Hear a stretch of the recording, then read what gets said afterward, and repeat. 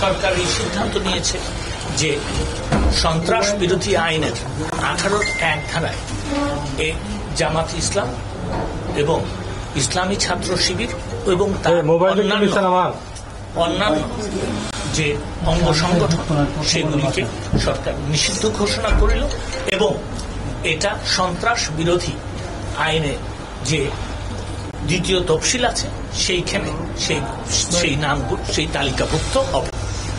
তো এটাই হচ্ছে আমাদের সিদ্ধান্ত এবং আপনারা বোধহয় কিছুক্ষণের মধ্যে, এটা স্বরাষ্ট্র মন্ত্রণালয়ের দায়িত্ব, এটা স্বরাষ্ট্র মন্ত্রণালয় আমার মনে হয় কিছুক্ষণের মধ্যেই গেজেট নোটিফিকেশন করবে। দ্বিতীয়ত হচ্ছে যে দেখেন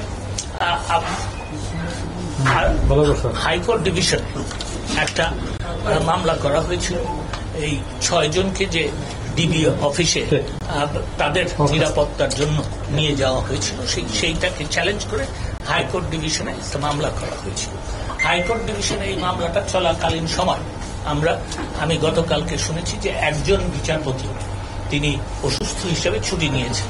আমি গতকালকে পর্যন্ত জানতাম যে তিনি অসুস্থ হিসেবে 1 দিনের ছুটি নিয়েছেন। আমি গত রাত্রে জানতে পারি যে তিনি আজকেও ছুটিতে আছেন। তার মানে এই যে হাইকোর্ট ডিভিশনে যেই মামলাটা শুনানি হওয়ার কথা সেই মামলাটা আজকেও শুনানি হবে না। তো গণহারে আপনার এই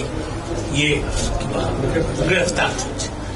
আমরা আইন মন্ত্রণালয় এর আন্ডারে কিন্তু প্রসিকিউশন, বিচার বিভাগ কিন্তু স্বাধীন।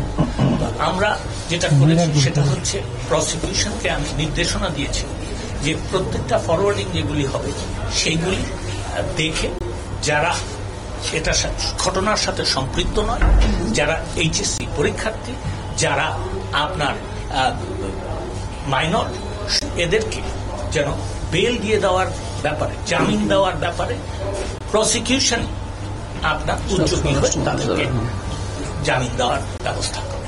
আমি এই 3টা নিয়েছি। কিন্তু আমি আরেকটা কথা বলতে চাই যে বাংলাদেশে আইন আছে, যে অপরাধ করেছে সে কিন্তু আইনের আওতায় এসেছে এবং আইন তার নিজস্ব গতিতে চলবে।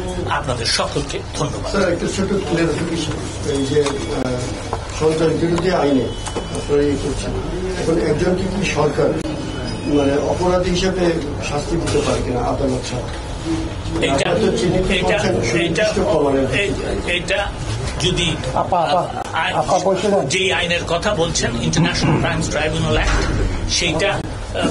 সেইখানেও আমরা সংশোধন করার ব্যবস্থা করেছি এবং এই ব্যান করার পরেও তাকে আপনার সাজা দেওয়া যাবে না এমনটি নয়। কিন্তু কথা হচ্ছে ব্যান যেহেতু হয়ে গেছে, হয়তো ব্যান করার ব্যাপারটা সাজার মধ্যে আর আসবে।